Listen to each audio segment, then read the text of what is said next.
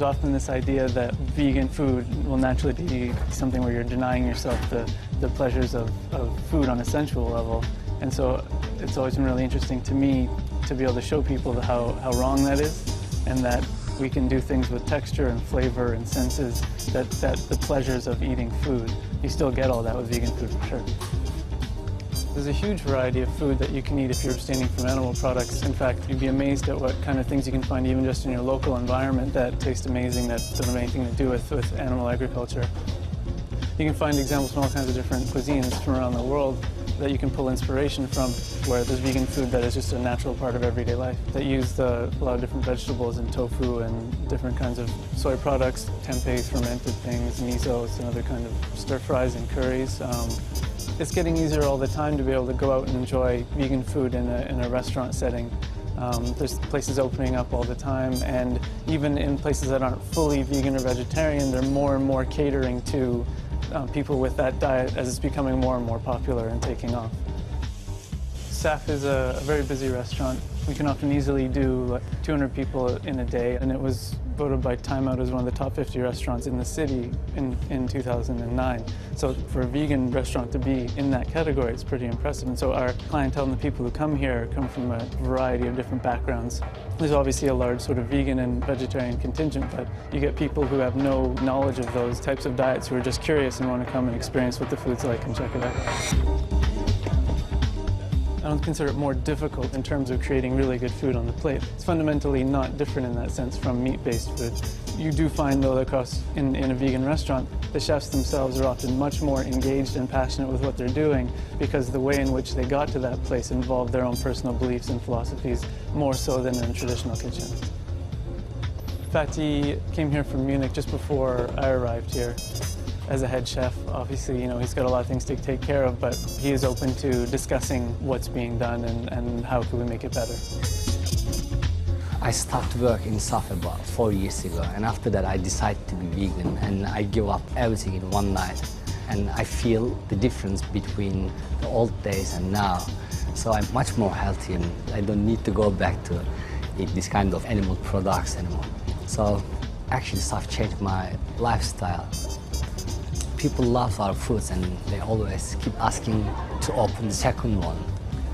We have lots of vegan and organic wine, so if you have a good baked tofu, you can get nice red wine. Normally, if you're making risotto, you have to use some chicken stock, veal stock, or beef stock, whatever, but I just use some mushroom stock or vegetable stock. I think it's the most popular dish in restaurant now. Lots of Italian people is coming back after that experience. They say it's beautiful risotto, delicious risotto. So I'm happy with that. Working in a vegan restaurant as a chef at the level we're trying to work at is really exciting because there's the sense that we're trying to push the boundaries and do things that haven't been done before and sort of be at a level that's respected as just restaurant and just food, and then people come here and just enjoy an amazing meal, and then on top of which it's entirely plant-based. And we get a lot of good feedback, and a lot of people are really excited about the meals that they had. And so it's sort of rewarding to be able to have that impact and be able to show people what's possible.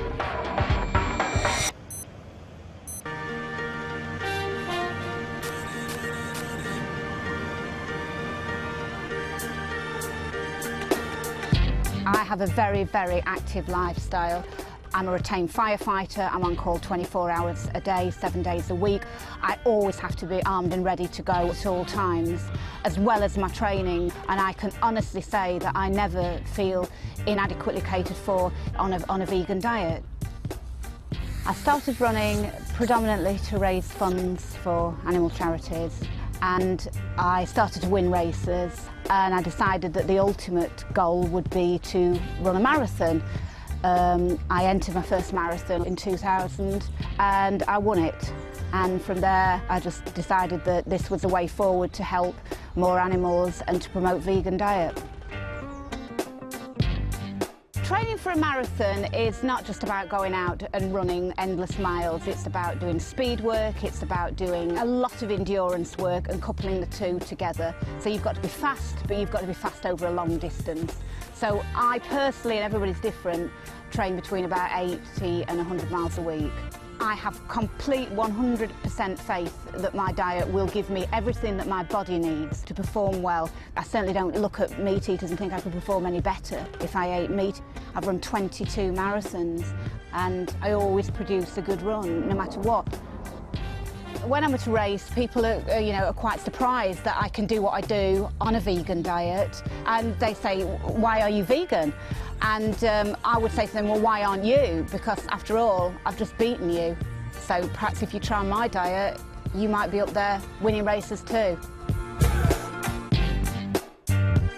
On one particular occasion, the person that presented me the award was the Lady Mayoress, and she actually said that her daughter had been wanting to go vegetarian for quite a few months. When my mum was able to tell her that I'd been vegetarian since tiny and vegan since a teenager, she was really overjoyed that there was a role model there that she could use. That's a bigger achievement for me, because that's somebody growing up, and then she's the future, and veganism is the future. No alcohol, no weed, no cigarettes, no ease, no milk, no cheese, no eggs, no meat, just meditation and peace. Red lentils, chickpeas, good workout, good sleep, more sunshine like breeze.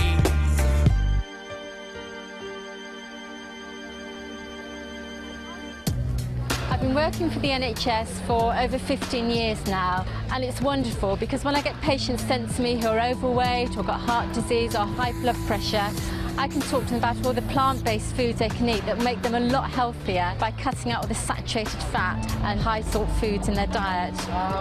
Recommendations now by the Department of Health is to go towards a more plant-based diet with the encouragement to have 5 portions of fruits and vegetables a day. In my opinion, omnivores can be lacking in lots of vitamins and minerals and nutrition generally. If you look at the obesity, look at all the fast foods, they're the kind of foods that vegans just wouldn't entertain eating at all.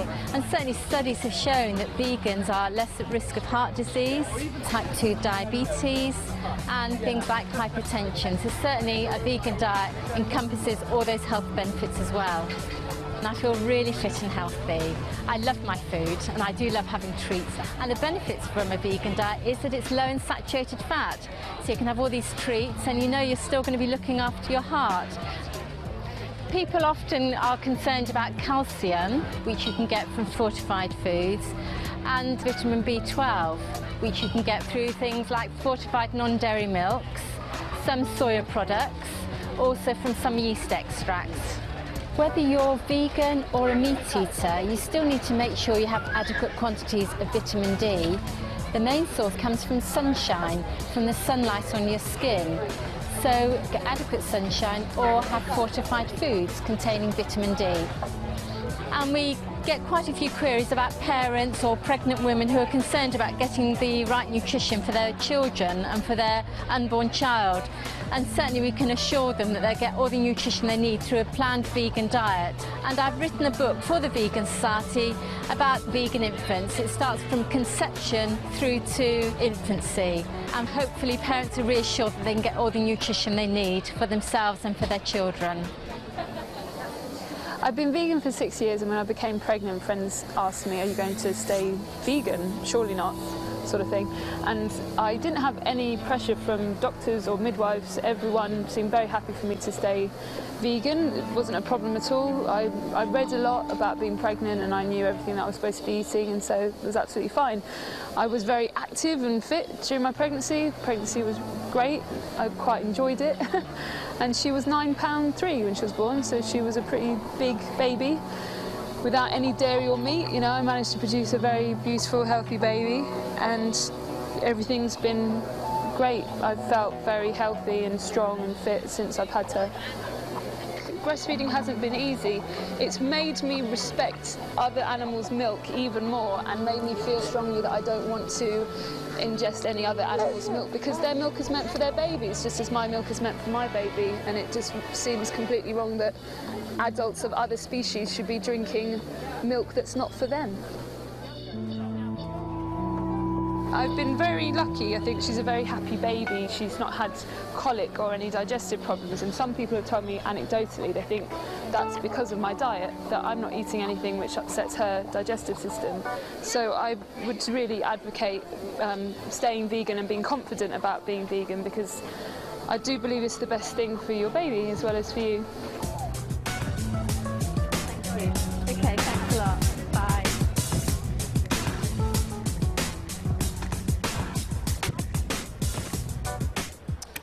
I'm here now with Labour MP Kerry McCarthy, and this morning we're going to be talking about global food security, the environmental concerns surrounding food production. Well, I think people just need to be very much aware of the impact of the Western diet on the environment as well. I mean, some people will become vegans because of health reasons, some because of concerns about animal welfare. But I think increasingly people are beginning to look at the impact of industrialised farming and the fact that we just cannot sustain a Western-style diet. The world's population is predicted to grow from 6.7 billion at the moment to 9 billion by 2050. And even if we don't have those levels of population growth, even if we stick to current levels, it's estimated that if everyone adopted a Western-style diet, we'd need 3 planets the size of Earth in order to sustain ourselves. A vegan diet is very sustainable because on average it requires 1/3 of the water and 1/3 of the land to produce a vegan-based diet than it would to produce an animal-based diet. And that's because farmed animals eat much more protein than they produce. Most of the protein that they consume is used to actually to live, to keep themselves warm, to repair injuries, rather than to actually what you could describe as grow milk, eggs or meat. More water and land is therefore needed to produce cattle feed, for example, which leads to deforestation, scarcity of water supplies, soil erosion, and the pesticides have a damaging effect on the environment as well. So we need to explore ways that are less harmful and wasteful and have less impact on our environment and on our natural resources. Some people ask me, well, what would happen to farmers' livelihoods if we all moved to a plant-based diet rather than animal-based? But obviously if people did do that, they would still be consuming crops that are actually grown by farmers. So there'd be a role for farmers to play to move towards a more sustainable way of farming. I live in the countryside and I see how much of the land, its potential, is just not being used. I mean, in Hampshire, a lot of the land is devoted to stables and horses. So we could actually change the land use to benefit the wildlife, the planet, the animals and us. A lot of people ask me, would the landscape look monotonous without livestock? I mean, I could say that we've actually created an artificial landscape which was more diverse before, with trees and wildlife, and we would actually encourage the diversity of crops. We would be seeing orchards of nuts and fruit. We would encourage a lot of understory shrub layers of soft fruit, a great diversity of vegetables and cereal crops. It would actually be a much better mixture of crops instead of huge monocultures of acres and acres. Because of the diversity, you would get more habitat for the wildlife. It would actually encourage the wildlife, which is under a great pressure with the current conventional farming. The bees here are very important. They actually operate at much lower temperatures than honeybees. They come out earlier and they feed later, so you're getting good pollination.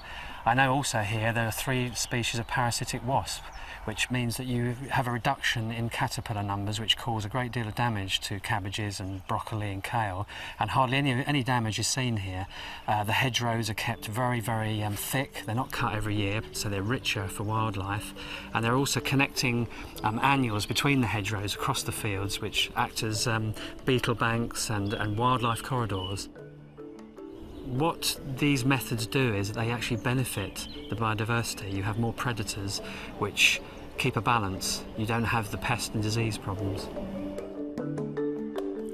Could we manage on a plant-based diet in the UK? A lot of work being done with agroforestry is showing that we could have a lot of the crops growing here that we're actually importing at the moment. And a lot of things could still be grown outside. We wouldn't have to have heated greenhouses. And even just with the polytunnel like we're seeing here, it's surprising what you can achieve. We have now several stock-free, commercial stock-free farms like this one. We know that these methods work. Stock-free organic farming is a system of food production which excludes any animal byproducts or any dependence on animal inputs at all. It's not just about growing crops, it's also about the way we interact with what goes on, within nature around us. We've been doing it now for 15 or 16 years. It's working very well. People are very happy with it. I mean, it's nice to have people back on the land, working land, and everybody's more than happy to be doing it. We've developed a system of fertility building which relies very much on green manure, so we're using plants to produce nutrients which are fixed from the air to improve biodiversity, and not relying on importing somebody else's land to support our fertility, which is what most conventional and organic production is dependent on. So we've kind of designed this system which is more or less independent of exterior forces. And because we're building carbon in the soil, this is particularly important, and a very small increase in organic content in the soil has a huge effect in terms of carbon entrapment. In fact, this is one of the biggest carbon sinks possible, soil. So it's not only good for animals, it's also very good for carbon capture, which is obviously good for climate change. So we're building organic material, and the only way to build organic material long term is through plants. You cannot do it through manure, because manure dissipates into the environment very quickly, it gets broken down. Whereas plants, they leave roots in the ground, which gradually decay and become carbon. In here there's actually 4 different types of green manure, 4 different plants, all doing slightly different things. But all building fertility, and the final outcome of this is a soil which is very friable, good population of worms, easily worked, doesn't take as much energy to work soil when it's in good condition, and very good for plant roots. So this forms the basis of fertility for future cropping. For future cropping, yeah. We grow a whole range of crops, 70 different types of vegetables. Almost 300 sowings a year, almost 1 sowing every day on average. So it's making the best possible use of land to feed people, which is really what farming should be doing. And I do very much hope that there will be a transition from the conventional type of agriculture we have now to a stock-free agriculture in the future.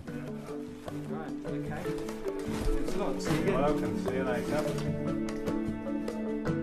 Stock-free farming could support people in developing countries as well as here. The same techniques would be beneficial. We would actually not use the vast amounts of water, land, food to support the livestock. We would actually create more tree habitats, making a difference with climate change.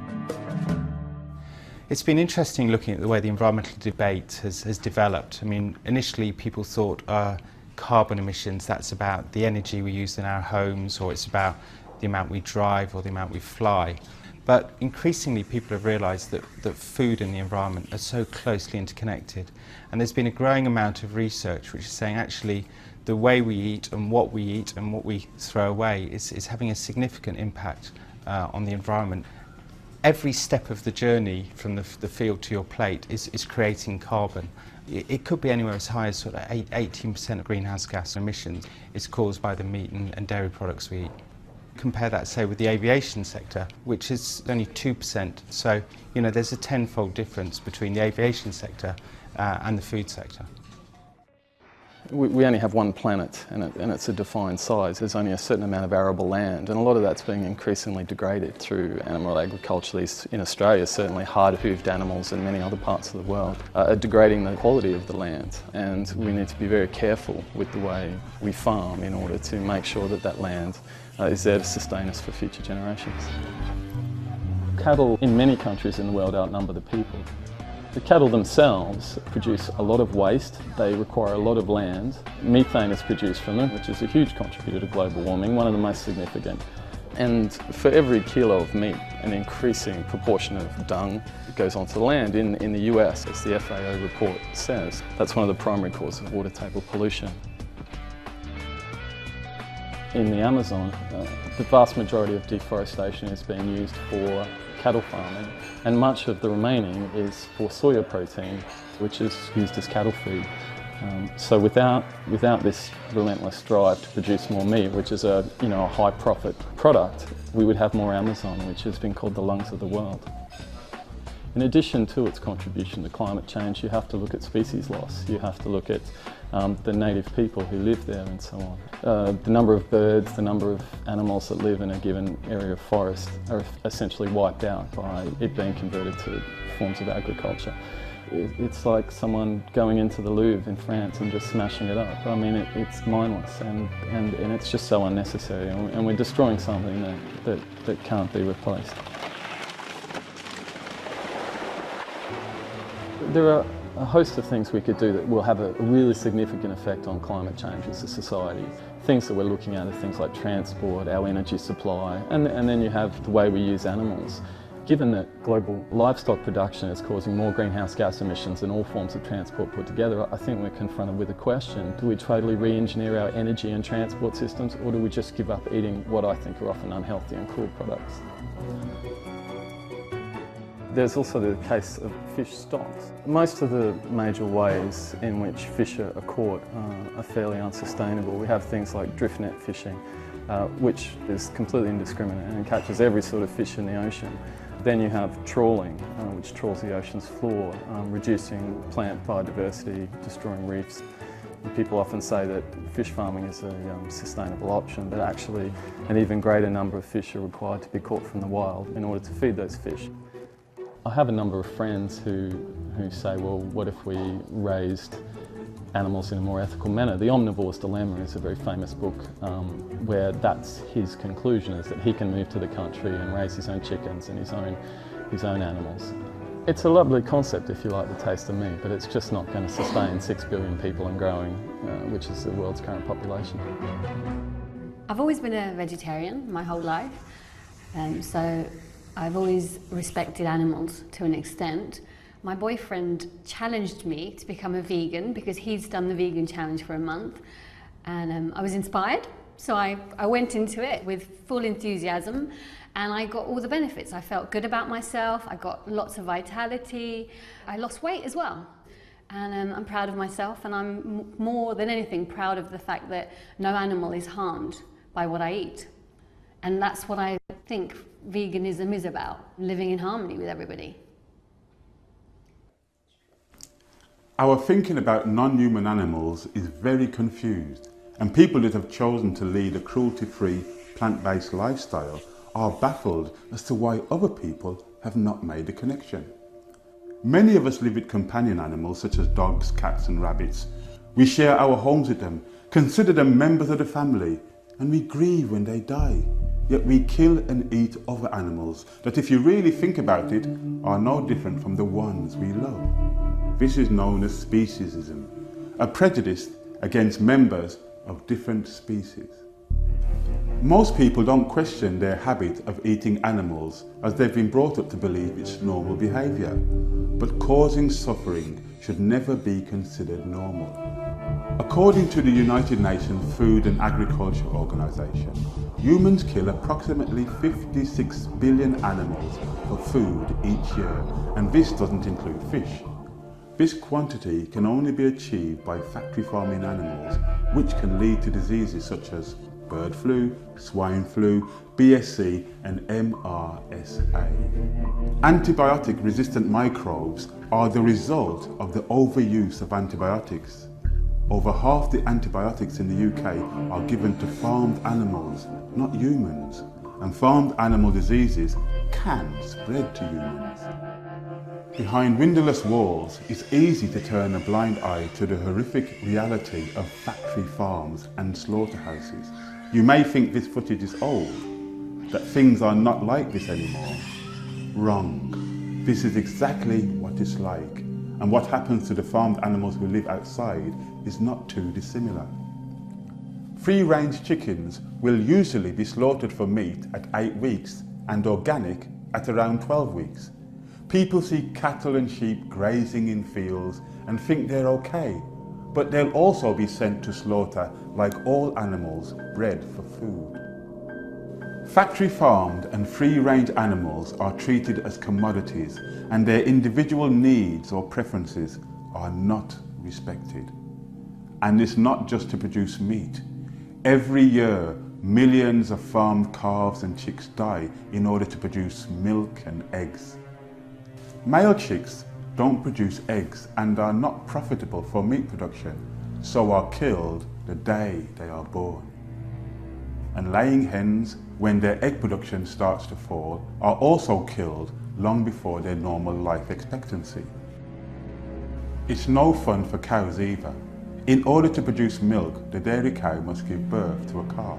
As soon as the calf is born, they form a strong bond with their mother. Yet within a few days, they are usually separated, causing extreme distress. Male calves do not produce milk and are usually shot at birth or sent for veal production, and the female calves are added to the milk production line, like their mothers. 3 months after the loss of her calf, while still producing milk, she is usually made pregnant again. She's put through this exhausting procedure 3 or 4 times, until she too is deemed redundant and killed. More than 20% of dairy cows sent to slaughter have been found to be pregnant, and the skins from these unborn calves is used to make soft suede. Many people assume that leather is an incidental element of the rearing of animals for meat. It's not. It's used to produce shoes, jackets, wallets, gloves, and furniture, and so purchasing leather goods helps make the rearing and killing of animals a profitable concern. Just as we have tried to end racism, sexism, and ageism, we can also try to end speciesism. Enjoying a plant-based diet and vegan lifestyle is the ultimate protest against animal exploitation.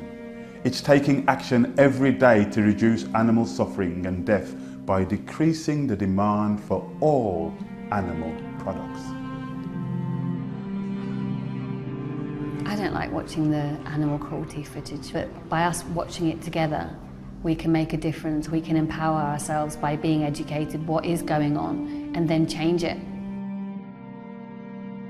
With the mounting evidence, compassion, our health, the environment, water pollution, supporting developing countries, food security, rising population, sustainability, the rainforest.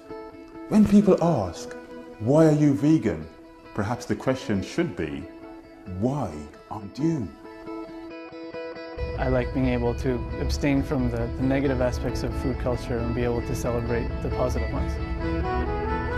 Becoming vegan does not mean just changing your diet, caring about animals, world and global warming. Also, you're changing your lifestyle.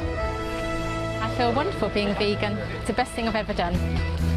If we want to have a lower carbon diet, we should be eating more vegan food. I think there's misconceptions about being a vegan, which stops people exploring it, investigating it, seeing it as a possibility. In my opinion, the real reason people eat meat and dairy is because they like the taste of it. But when you look at the evidence, is that taste really worth it? The case for veganism is so strong on a number of fronts, from the animal welfare point of view, from the health point of view, and from the environmental point of view, that I would never go back. Food when I was pregnant was very easy. They tell you not to eat all the things that already weren't in my diet. It was brilliant. People would say to me, oh, you're having trouble, you know, cutting out cream cheese, and it's like, no, because I don't eat it anyway. I feel that change has to come very quickly. Time, in a way, is not on our side, but we know we have the solutions in place. We know that stock-free organic works. So whether people are concerned about developing countries, the environment, their health, or our fellow creatures, becoming vegan is an active, positive and compassionate choice. Yeah, I suppose maybe I do feel proud. I've never really thought about it, but I feel lucky more than proud, I think. For the future, I hope that more people respect each other, care for the planet a little bit more, and respect animals a lot more, and just try a cruelty-free diet.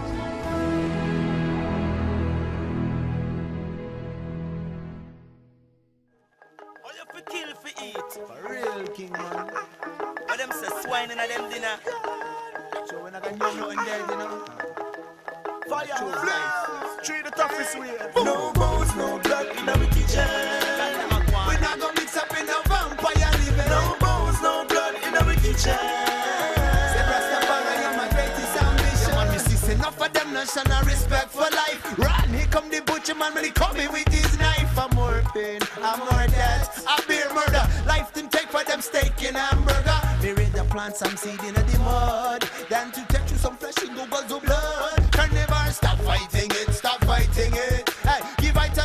you just might get some enlightenment. And this the one for the all of my vegetarians. Raw food isn't vegans and all the vegetarians, yo. Cause I and I not put no day. You know we simple.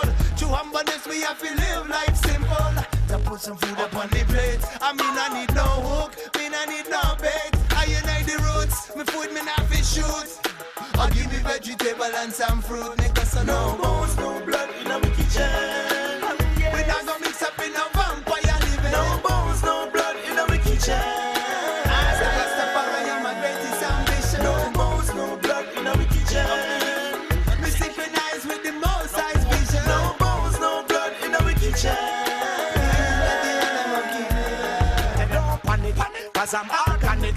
Beer soy soup in my kitchen, yes, I got it. Yo, don't panic, cause I'm organic. Lentil peas in my soup, I got it. Yo, don't panic, cause I'm organic. Vegan life, me live and none of them can't stop it. Calabash, okra and squash, yes, me got it. Ready for go boil it and stop it. No bones, no blood in our kitchen. We not gonna mix up in a vampire. No bones, no.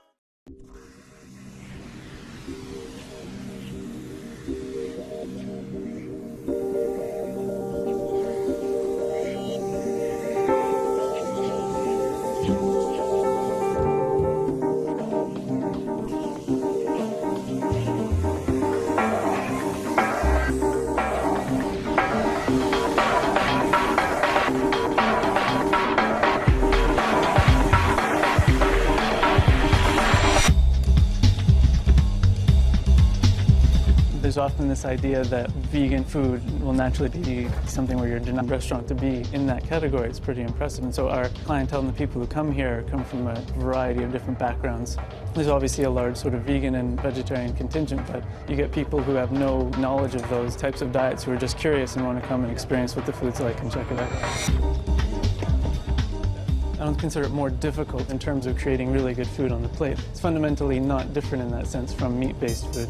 You do find, though, that in a vegan restaurant, the chefs themselves are often much more engaged and passionate with what they're doing because the way in which they got to that place involved their own personal beliefs and philosophies more so than in a traditional kitchen. A lot of different vegetables and tofu and different kinds of soy products, tempeh, fermented things, misos, and other kind of stir-fries and curries. It's getting easier all the time to be able to go out and enjoy vegan food in a restaurant setting. There's places opening up all the time, and even in places that aren't fully vegan or vegetarian, they're more and more catering to people with that diet as it's becoming more and more popular and taking off. SAF is a very busy restaurant. We can often easily do 200 people in a day, and it was voted by Time Out as one of the top 50 restaurants in the city in 2009. So for a vegan, denying yourself the pleasures of food on a sensual level. And so it's always been really interesting to me to be able to show people how wrong that is, and that we can do things with texture and flavor and senses that the pleasures of eating food, you still get all that with vegan food for sure. There's a huge variety of food that you can eat if you're abstaining from animal products. In fact, you'd be amazed at what kind of things you can find even just in your local environment that taste amazing, that don't have anything to do with animal agriculture. You can find examples from all kinds of different cuisines from around the world that you can pull inspiration from, where there's vegan food that is just a natural part of everyday life. That use the Fatih came here from Munich just before I arrived here as a head chef. Obviously, he's got a lot of things to take care of, but he is open to discussing what's being done and how can we make it better. I started work in SAF about 4 years ago, and after that I decided to be vegan, and I give up everything in one night. And I feel the difference between the old days and now. So I'm much more healthy, and I don't need to go back to eat this kind of animal products anymore. So actually SAF changed my lifestyle. People love our foods, and they